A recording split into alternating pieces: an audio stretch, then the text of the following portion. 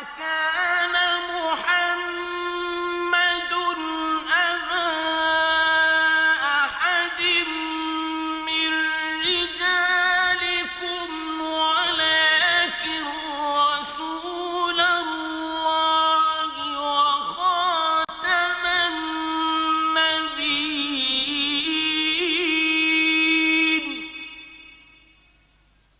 وكان الله بكل شيء عليما. نحمده ونصلي على رسوله الكريم اما بعد فقد قال الله تبارك وتعالى كما ورد 3 مرات في القرآن اعوذ بالله من الشيطان الرجيم بسم الله الرحمن الرحيم وَلَقَدْ نَعْلَمُ أَنَّكَ يَضِيقُ صَدْرُكَ بِمَا يَقُولُونَ وقال تبارك وتعالى كما ورد في سورة المزمل فاصبر على ما يقولون واهجرهم هجرا جميلا وقال عز وجل كما ورد في سورة العنكبوت ألف لام ميم أحسب الناس أن يتركوا أن يقولوا آمنا وهم لا يفتنون وَلَقَدْ فَتَنَّا الَّذِينَ مِنْ قَبْلِهِمْ فَلَيَعْلَمَنَّ اللَّهُ الَّذِينَ صَدَقُوا وَلَيَعْلَمَنَّ الْكَاذِبِينَ وقال عز وجل كما ورد في سورة البقرة وَلَنَبْلُوَنَّكُمْ بِشَيْءٍ مِّنَ الْخَوْفِ وَالْجُوعِ وَنَقْصٍ مِّنَ الْأَمْوَالِ وَالْأَنفُسِ وَالثَّمَرَاتِ وَبَشِّرِ الصَّابِرِينَ وقال جل وعلا كما ورد في نفس السورة كتب عليكم القتال وهو كره لكم وعسى أن تكرهوا شيئا وهو خير لكم وعسى أن تحبوا شيئا وهو شر لكم والله يعلم وأنتم لا تعلمون وقال جل وعلا كما ورد في سورة النصر إذا جاء نصر الله والفتح ورأيت الناس يدخلون في دين الله أفواجا فسبح بحمد ربك واستغفره إنه كان توابا صدق الله العظيم. رب اشرح لي صدری ویسر لي امری واحلل عقدۃ من لسانی یفقہوا قولی. معزز ناظرین اور محترم خواتین، السلام علیکم ورحمۃ اللہ وبرکاتہ. ربیع الاول کے مبارک مہینے کی گفتگوؤں کا جو سلسلہ چل رہا تھا وہ آج اس مقام پر ہے کہ جیسے کہ ہم دیکھ چکے ہیں کہ نبی اکرم صلی اللہ علیہ وسلم پر جو تکمیل رسالت ہوئی اس کا ایک مظہر بلکہ مظہر اتم یہ تھا کہ آپ نہ صرف داعی تھے، مبلغ تھے، مبشر تھے، منذر تھے، واعظ تھے، معلم تھے، مربی تھے، مزکی تھے، بلکہ اس کے علاوہ آپ کے ذمے یہ تھا کہ نظام باطل کو جڑ سے اکھیڑ کر نظام دین حق کو بالفعل قائم کر دیں. یہ گویا کہ ایک انقلابی مشن تھا جو محمد رسول اللہ صلی اللہ علیہ وسلم کے حوالے کیا گیا. اس انقلابی مشن کی تکمیل کے لیے پہلا کام کیا تھا؟ آپ نے قرآن مجید کے مقناطیس کے ذریعے سے اپنے معاشرے میں موجود سلیم الفطرت لوگوں کو کھینچ لیا. پھر آپ نے ان کا تزکیہ کیا اور وہ بھی قرآن مجید کے ذریعے سے. پھر آپ نے انہیں منظم کیا. پہلی جو تنظیم کی بنیاد تھی وہ ایمان بالرسالت، ایمان بالنبوت، اور پھر اس کے بعد آپ نے دوسری اساس بیعت. اور یہ دوسری اساس جو ہے اگرچہ حضور کو اس کی چندنا ضرورت نہ تھی لیکن آپ نے یہ جو انسٹیٹیوشن آف بیعہ ہے اس کو اس لیے اختیار کیا تاکہ بعد میں جب کبھی ایسی اگر جد و جہد ہوگی جیسی کہ ہونی ہے اس عالم کے ختم ہونے سے پہلے، دنیا کے خاتمے سے پہلے دنیا میں نظام دین حق کو پوری دنیا میں غالب ہونا ہے تو جو جد و جہد ہوگی اس وقت کوئی نبی نہیں ہوں گے، کوئی رسول نہیں ہوں گے، بلکہ یہ کہ عام امتی جو ہیں حضور کے ان کے ذریعے سے یہ کام ہوگا. لہذا اس کے لیے تنظیم کی بنیاد بیعت کی شکل میں خود حضور نے فراہم کر دی. اب آج ہمارا اس سلسلے کا جو تیسرا گفتگو کا معاملہ ہے وہ یہ ہے کہ انقلابی جد و جہد میں تصادم ناگزیر ہوتا ہے. اس لیے کہ معاشرے میں اگرچہ ہوتے ہیں سلیم الفطرت لوگ بھی جو ہر دعوت پر غور کرتے ہیں، سوچتے ہیں اور انہیں دل کو اور دماغ کو اگر قابل قبول ہوتی ہے تسلیم کر لیتے ہیں، لیکن اکثر و بیشتر اصحاب اقتدار یا وہ طبقات کہ جو اس نظام کے ساتھ پریولیجز جن کی وابستہ ہیں، جن کے ویسٹڈ انٹرسٹ وابستہ ہیں، وہ پھر یہ کہ خم ٹھوک کر میدان میں آتے ہیں اور اپنا سٹیٹس کو، اپنے نظام کو برقرار رکھنے کی پوری کوشش کرتے ہیں۔ لہذا ایک تصادم ناگزیر ہے۔ اس تصادم کی آج میں آپ کے سامنے چند مراحل میں جو تصادم ہوا ہے اس کی تفصیل پیش کرنا چاہتا ہوں۔ سب سے پہلا تصادم کیا تھا؟ جیسے ہی حضور نے دعوت شروع کی لا الہ الا اللہ کی، کوئی معبود نہیں سوائے اللہ کے، تمہارے یہ سارے معبود جھوٹے ہیں، تم جو ہے یتیم کو دھکے دیتے ہو، تم مسکین کو کھانا نہیں کھلاتے، تم نماز کی روح کو بھلا بیٹھے ہو، اور صرف ریاکاری کے لیے تم نیک کام کرتے ہو۔ یہ ساری تنقیدیں جب سامنے آئی ہیں، اس نے اس نظام کے جو سربراہوردہ لوگ تھے انہیں ایک دم جو ہے بھوچکا سا کر دیا، اور وہ حیران ہو گئے۔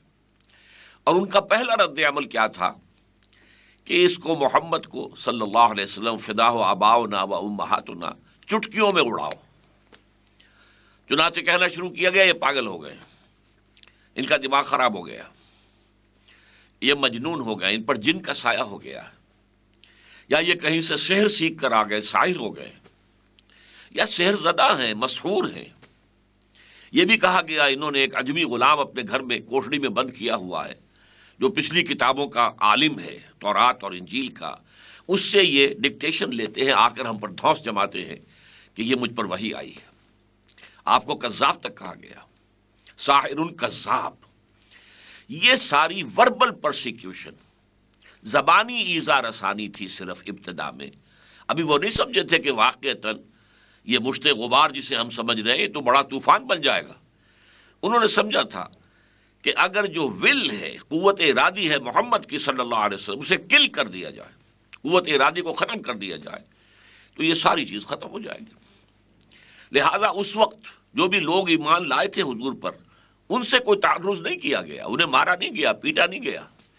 ساری پرسیکیوشن جو تھی وہ حضور کی ذات پر مرکوز تھی اور وربل تھی، زبانی۔ البتہ جب چوتھا سال شروع ہوا ہے، چوتھا سال نبوت یعنی وحی کے آغاز کے بعد چوتھا سال، اور انہوں نے دیکھا کہ یہ دعوت جو ہے یہ تو پھیل رہی ہے، محمد صلی اللہ علیہ وسلم کے عزم میں، ان کے ثبات میں، ان کے استقلال میں تو کوئی کمی نہیں آئی، ہمارا یہ وار تو اوچھا گیا ہے۔ تو اب انہوں نے خاص طور پر جب دیکھا کہ یہ تو یوں سمجھیے کہ بارود کے جو گودام ہمارے ہیں وہاں تک یہ چنگاری جا رہی ہے۔ ایک تو ہمارے جو غلام ہیں ابھی تک تو صابر و شاکر تھے اپنی قسمت پر، لیکن اب جو وہ ہے وہ محمد کے گرد جمع ہو رہے ہیں صلی اللہ علیہ وسلم۔ یہ اگر اٹھ کھڑے ہوئے تو ہمارے لیے بہت بڑی مصیبت ہو جائے گی، اور ہمارے نوجوان وہ کھنچے جا رہے ہیں، وہ محمد صلی اللہ علیہ وسلم کے گرد جمع ہو رہے ہیں۔ تو یہ تو دو گودام ہیں بارود کے، ان تک چنگاری پہنچے گی تو بھگ سے اٹھے گا، ہمارا معاشرہ اڑ جائے گا۔ لہذا انہوں نے طے کیا کہ جو ایمان لائیں انہیں مارو، انہیں پیٹو، انہیں گھروں کے اندر زنجیروں سے باندھ کر جکڑ کر ڈال دو، کھانا پینا کچھ نہ دو، بھوکے رکھو۔ یعنی آپ کہیں گے جدید الفاظ میں فزیکل پرسیکیوشن اینڈ ٹارچر کا دور شروع ہوا۔ یہ کام حضور کے ساتھ وہ نہیں کر سکتے تھے، اس لیے کہ حضور بنو ہاشم کے ایک معزز فرد تھے، اور بنو ہاشم کے سردار ابو طالب تھے، اور ابو طالب کو حضور سے انتہائی محبت تھی، تو وہ کور کر رہے تھے، وہ گویا کہ پشت پناہی کر رہے تھے۔ حضور پر اس طرح کی کوئی دسترازی ممکن نہیں تھی۔ اسی طریقے سے جو اور اونچے گھرانوں کے لوگ، بڑے لوگ ایمان لائے، ان پر بھی نہیں کر سکے۔ لیکن یہ ہے کہ نوجوانوں پر جو ہے انہوں نے، ظاہر بات ہے نوجوان تو باپ کو پورا حق ہے، یا باپ مر گیا ہے تو چچا کو پورا حق ہے، تایا کو پورا حق ہے، جس طرح چاہے اپنے بھتیجے کے ساتھ سلوک کرے۔ اور غلام اور بانیاں جو ہیں وہ تو ان کی مملوک تھی، انہیں تو قتل بھی کر دے تو کوئی ان سے پوچھنے والا نہیں۔ لہذا یہ دور آیا ہے جو شدید پرسیکیوشن کا تھا۔ پہلا دور جس کا میں نے تذکرہ کیا، اس کے حوالے اس کے نسبت سے میں نے دو آیتیں آپ کو سنائی۔ سورہ ہجر میں فرمایا گیا وَلَقَدْ نَعْلَمُ أَنَّكَ يَضِيقُ صَدْرُكَ بِمَا يَقُولُونَ، اے نبی جو کچھ یہ لوگ آپ کے بارے میں کہہ رہے ہیں، پاگل ہو گئے ہیں، مجنون ہو گئے ہیں، شاعر ہیں، ساحر ہیں، مسحور ہیں، وغیرہ وغیرہ، تو ہمیں معلوم ہے کہ آپ کا سینہ بھنچتا ہے یہ باتیں سن کر۔ یہی لوگ جو مجھے الصادق الامین کا خطاب دینے والے ہیں، جب میں آتا تھا تو وہ اپنی نگاہیں میرے قدموں تلے بچھاتے تھے، آج وہ مجھے کیا کہہ رہے ہیں، پاگل، مجنون، ساحر، شاعر، تو صدمہ ہوتا تھا۔ لیکن سورہ مزمل میں فرمایا گیا وَاصْبِرْ عَلَىٰ مَا يَقُولُونَ وَاهْجُرْهُمْ هَجْرًا جَمِيلًا، اے نبی جو یہ کہہ رہے ہیں صبر کیجئے، جھیلیے، برداشت کیجئے، تحمل کیجئے اور ان سے علیحدگی اختیار کیجئے، لیکن خوبصورتی کے ساتھ، لٹ مار کر علیحدہ نہ ہو، اس لیے کہ انہیں کو آپ کو ابھی تبلیغ کرنی ہے۔ ہاں کہہ دیجئے بھائی ٹھیک ہے، آپ کی سمجھ میں میری بات نہیں آ رہی، میری سمجھ میں آپ کی بات نہیں، پھر بات کریں گے خوبصورتی کے ساتھ۔ قالوا سلاما اذا خاطبهم الجاہلون قالوا سلاما، تو یہ طرز عمل تھا جو حضور صلی اللہ علیہ وسلم کو تلقین فرمایا گیا۔ لیکن اس کے بعد جب پرسیکیوشن کی شدت ہو گئی ہے، اور آپ کو معلوم ہے جو کچھ حضرت بلال کے ساتھ ہوا کہ ان کا جو آقا تھا امیہ ابن خلف، اس نے ان کے گلے کے اندر گردن میں رسی باندھی اور چھوکروں کے حوالے کر دیا، گھسیٹو اسے مکے کی گلیوں کے اندر۔ اب ظاہر بات ہے وہاں کی گلیاں پتھریلی، جسم ادھڑ رہا ہے، کھال چھل رہی ہے، خون نکل رہا ہے، وہ لے کے جا رہے جیسے کسی جانور کی لاش کو گھسیٹ رہے ہیں، اور پھر بالکل کھلے میں لے جا کر جہاں نیچے زمین جو ہے توے کی طرح جل رہی ہے اور اوپر آسمان برسا رہا ہے آگ، وہاں چت لٹا دیا گیا اور سینے کے اوپر بھاری پتھر رکھ دیا گیا۔ اب اس کی وجہ سے سانس لینا مشکل ہے، لیکن پھر بھی وہ کیا کہہ رہے ہیں؟ احد احد احد احد احد احد، ایک ہی کو مانوں گا، کسی اور کو نہیں مانوں گا۔ اسی طریقے سے حضرت خباب بن الارت رضی اللہ تعالیٰ عنہ، وہ لوہار تھے، کام کرتے تھے، ظاہر بات ہے کہ وہاں معاشرے میں ان کی کوئی سٹیٹس نہیں تھا ان کا، لہذا انہیں بلایا گیا، ان کے نگاہوں کے سامنے دہکتے ہوئے انگارے بچھائے گئے، اور پھر ان سے کہا اتارو کرتا، اتار دیا، اور کہا لیٹ جاؤ، لیٹ گئے۔ کیوں؟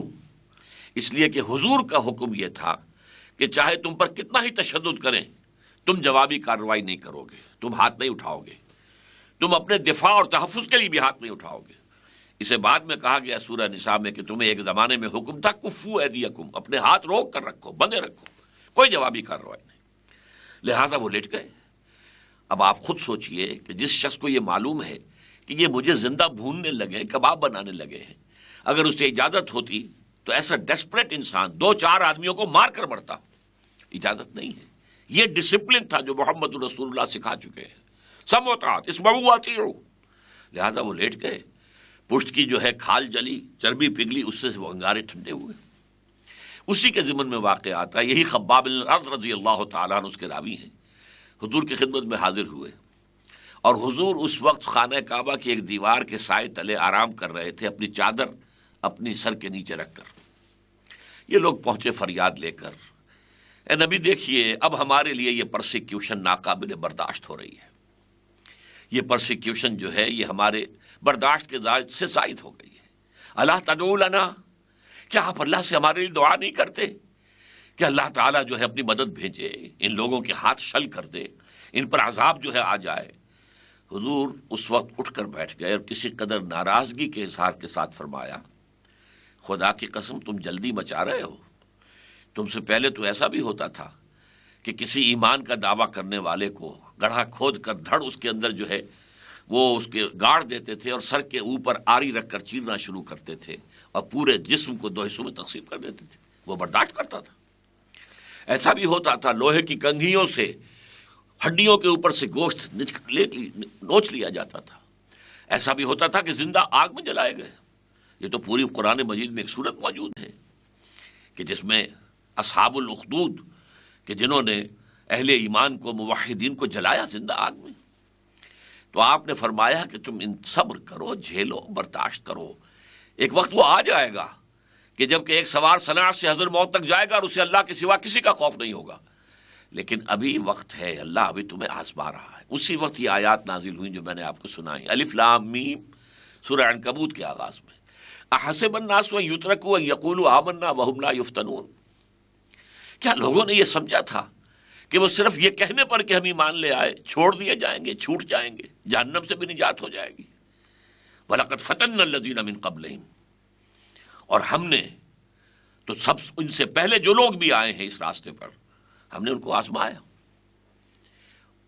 وَلَيَعْلَمَنَّ اللَّهُ الَّذِينَ صَدَقُوا وَلَيَعْلَمَنَّ الْكَاذِبِينَ، اللہ کا تو یہ اصول ہے، یہ قاعدہ ہے جو کبھی تبدیل نہیں ہوگا کہ جو بھی ایمان کا دعویٰ کرتا ہے ہم اسے آزماتے ہیں، دیکھتے ہیں واقعتاً سچ مچ ہم پر ایمان لایا ہے یا یہ صرف زبانی کلامی جو ہے عاشق بنا پھرتا ہے ہمارا۔ تو ہمارا تو قاعدہ یہ رہا، ہم آزمائیں گے۔ تم جھیلو اور برداشت کرو. اس کو ہم کہتے ہیں پیسو ریزسٹنس، اور اس کا حکم رہا ہے سن 4 سے لے کر سن 12 تک، 8 برس تک حضور کا حکم تھا. قرآن میں ابھی کوئی آیت نازل نہیں ہوئی تھی، لیکن اصل اطاعت تو تھی محمد کی صلی اللہ علیہ وسلم. بمصطفیٰ برسا خیش را کے دی ہم اوست، اگر بہو نہ رسیدی تمام بولا بیست. دین تو نام ہی مصطفیٰ کا ہے صلی اللہ علیہ وسلم، ان کا حکم تھا. اس کا فائدہ جو سب سے بڑا ہوا وہ یہ تھا کہ وہ جو معاشرے میں سائلنٹ میجورٹی ہوتی ہے، جس میں ہمت نہیں ہوتی کہ وہ ظالموں کے خلاف کھڑی ہو جائے، لیکن وہ اندھی بہری تو نہیں ہوتی. وہ جب دیکھتے تھے انہیں کیوں ستایا گیا، یہ بلال نے کیا جرم کیا تھا، کیا کوئی چوری کر لی تھی، کیا کوئی ڈاکہ ڈالا تھا، کیا اپنے آقا کی بیٹی کی کوئی بے حرمتی کر دی تھی جو یہ آقا اس طرح سزا دے رہا ہے. جب بتایا جاتا تھا کچھ نہیں کیا اس نے، وہ تو صرف یہ کہتا ہے کہ میں اللہ کے سوا کسی کو معبود نہیں مانتا اور محمد کو اللہ کا رسول مانتا ہوں صلی اللہ علیہ وسلم. اب آپ بتائیے اس کا کیا اثر ہوگا. لوگوں کے دلوں میں ان کی ہمدردیاں پیدا ہو رہی ہیں. بھائی یہ خبال بن ارد کے ساتھ عجیب معاملہ کیا ہے لوگوں نے، یہ کیا ہوا، کیوں کیا؟ بھائی کوئی نہیں، کوئی اس کا جرم نہیں، سوائے اس کے کہ وہ کہتا ہے کہ میں ایک ہی معبود کو مانتا ہوں، لا الہ الا اللہ، اور میں محمد کو صلی اللہ علیہ وسلم اس کا رسول مانتا ہوں. بس اس سے عوام کے اندر ہی اندر ہمدردیاں جو ہیں وہ حضور اور صحابہ کے ساتھ ہوتی چلی گئیں. بہرحال یہ پیسو ریزسٹنس بہت اہم ہے سیرت النبی میں، اور بعد کی کامیابیوں کے لیے یہ ایک بہت بڑا عامل ہے. اب اس کے بعد تاریخ نے ایک ورق پلٹا، اور حضور صلی اللہ علیہ وسلم کو اللہ تعالیٰ نے مدینے میں جگہ دے دی. دار الہجرت بن گیا یثرب، اور وہ اب مدینۃ النبی بن گیا.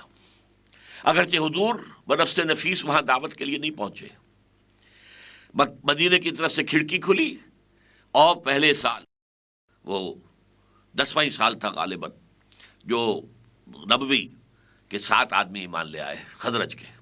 اگلے سال 15 ہو گئے یا 12 ہو گئے، اس سے اگلے سال 75 ہو گئے، جن کے لیے کہ حضور نے اپنے 2 ساتھیوں کو بھیج دیا تھا تعلیم کے لیے، قرآن سکھانے کے لیے. ان میں مصعب بن عمیر تھے رضی اللہ تعالیٰ عنہ، اور عبداللہ ابن ام مکتوم تھے رضی اللہ تعالیٰ عنہ. وہ اگلے سال آئے تو 75 آدمی لے آئے، حضور کی جھولی میں ڈال دیے. اب انہوں نے معاہدہ کر لیا کہ حضور آپ آ جائیں مدینے، ہم آپ کی حفاظت کریں گے جیسے اپنے اہل و عیال کی. بہرحال تاریخ نے ایک عجیب نقشہ دیکھا، چشم فلک نے. مکے والے خون کے پیاسے ہیں، وہاں سے نکلنا حضور کے لیے مشکل ہے. 3 دن 3 شب و روز غار ثور میں آپ چھپے رہے ہیں صلی اللہ علیہ وسلم، اور حضرت ابو بکر تھے رضی اللہ تعالیٰ عنہ.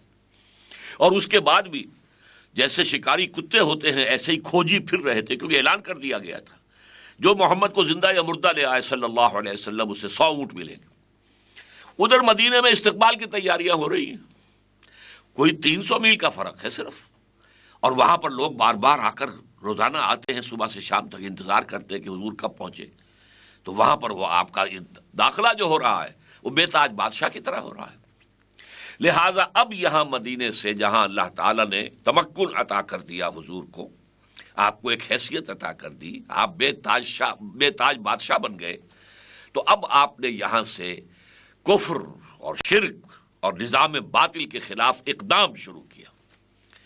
وہ اقدام کیا تھا؟ 6 مہینے تو آپ نے لیے، جس کو میں کہا کرتا ہوں انٹرنل کنسولیڈیشن. 6 مہینے میں آپ نے مسجد نبوی تعمیر کرائی. نمبر 1 مرکز وجود میں آ گیا. نمبر 2 آپ نے مہاجرین اور انصار کے درمیان مواخات کرا دی، ایک انصاری ایک مہاجر بھائی بھائی. نمبر 3 جو 3 قبیلے یہود کے تھے ان کو ایک معاہدے میں جکڑ لیا، جوائنٹ ڈیفنس آف مدینہ. اسے خام خواہ میثاق مدینہ کو دستور کہہ دیا گیا ہے، وہ کوئی اسلامی ریاست کا دستور نہیں تھا. It was actually a joint defence packet, کہ اگر مدینے پر باہر سے کوئی حملہ ہوا تو پھر مسلمان اور یہودی مل کر دفاع کریں گے.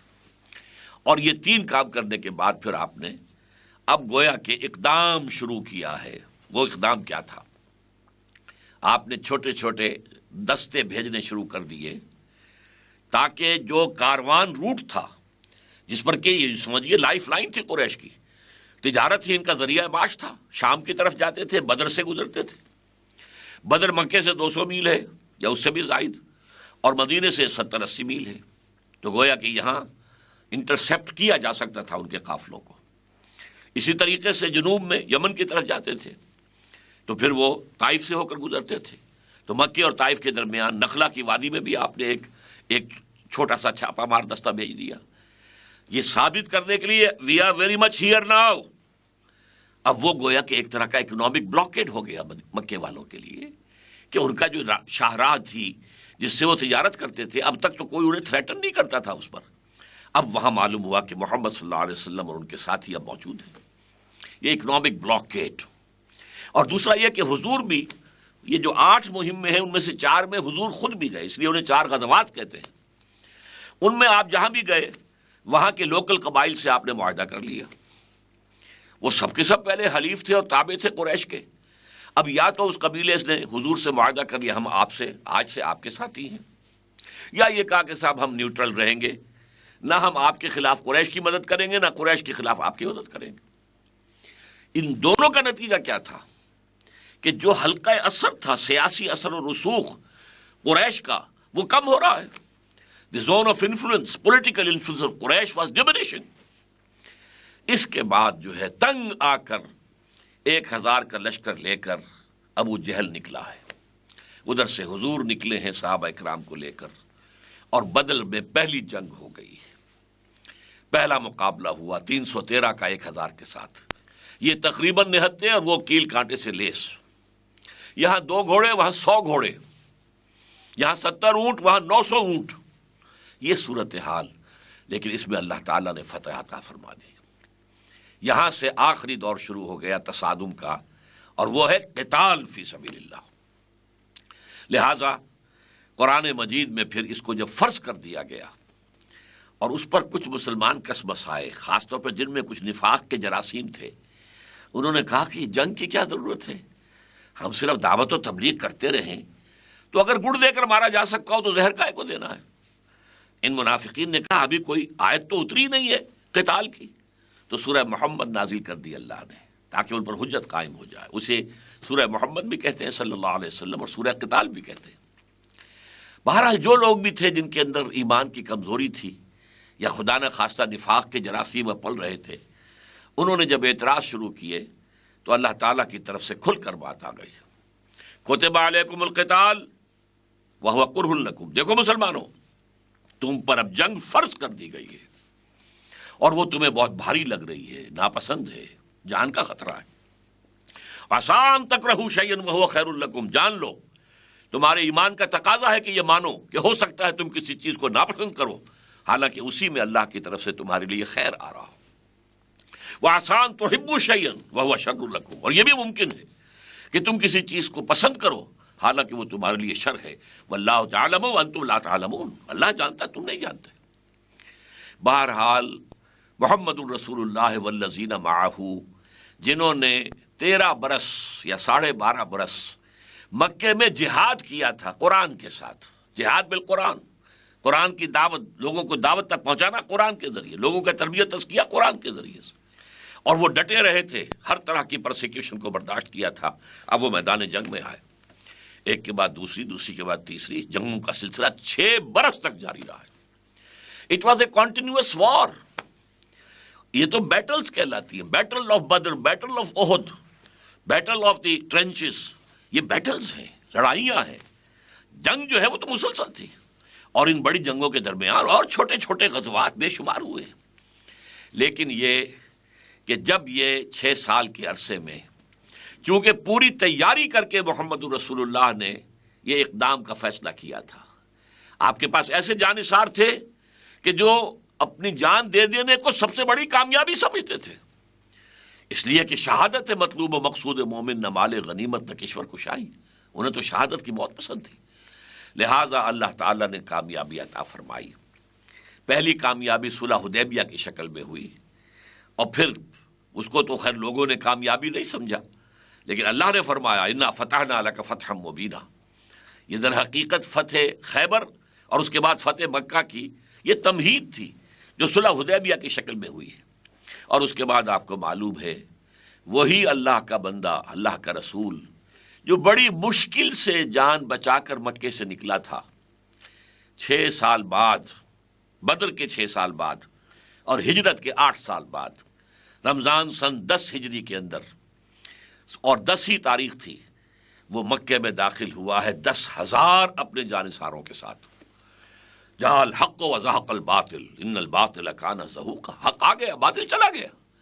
یقیناً باطل تو بھاگنے والی شے ہے، جب تک حق سامنے نہیں آتا اس وقت تک وہ اپنا روب جماتا ہے، لیکن جب حق سامنے آ جائے اور وہ شرائط پوری کرے، اس کے اندر پوری قوت موجود ہو، ہر چیز قربان کر دینے کا مادہ موجود ہو، تو پھر باطل ٹھہر نہیں سکتا۔ چنانچہ اس کے بعد کیا شکل ہوئی وہ میں نے آپ کو سورۃ النصر سنائی تھی۔ اذا جاء نصر اللہ والفتح ورأیت الناس يدخلون فی دین اللہ افواجا، جب اے نبی صلی اللہ علیہ وسلم، جب اللہ کی مدد آ گئی اور فتح ہو گئی اور آپ نے دیکھا کہ اب لوگ جوق در جوق، فوج در فوج دین میں داخل ہو رہے ہیں۔ یہاں نوٹ کر لیجئے، دین اللہ، اس پر پہلے ہم گفتگو کر چکے ہیں، وہ اسلام میں داخل ہوئے تھے، وہ سب کے سب ایمان میں نہیں داخل ہوئے تھے، یا ایمان ان کے دلوں میں داخل نہیں ہوا تھا۔ قالت الاعراب آمنا قل لم تؤمنوا ولکن قولوا اسلمنا، لیکن اسلام میں آ گئے تو گویا کہ دین میں آ گئے، اطاعت قبول کر لی، سرنڈر کر دیا۔ ورأیت الناس يدخلون فی دین اللہ افواجا فسبح بحمد ربک واستغفر انہ کان توابا۔ تو اے نبی، آپ ابھی تک جو بہت مشغول رہے، تو جتنا آپ کی خواہش تھی کہ ہمارے ساتھ لو لگائے رکھیں، یہ ساری مصروفیات اس میں حائل ہو جاتی تھیں۔ اب آپ فارغ ہیں، آپ کا مشن مکمل ہو گیا، آپ کی بعثت خصوصی الی اہل العرب تھی، یہاں دین غالب بھی آ گیا اور اسلام پھیل بھی گیا، لہذا مشن جو ہے آپ کا ایک درجے میں مکمل ہو گیا، لہذا اب آپ ہمہ تن اللہ تعالیٰ کی جانب متوجہ ہو جائیں۔ یہ تھا وہ سارا نظام، تصادم کے مختلف مراحل جن سے گزر کر محمد الرسول اللہ صلی اللہ علیہ وسلم نے اللہ کے دین کو غالب کیا جزیرہ نما عرب میں۔